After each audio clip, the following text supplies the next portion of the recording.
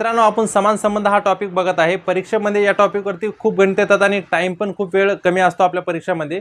तर आपण वेगवेगळी ट्रिक जर लावली या गणितामध्ये तर हे गणित आपण 2 मिनिटाच्या आत सोडवू शकतो। चला बघूया आपण। तर इथं 11 = 121 व 13 = किती असं विचारलेलं आहे मित्रांनो।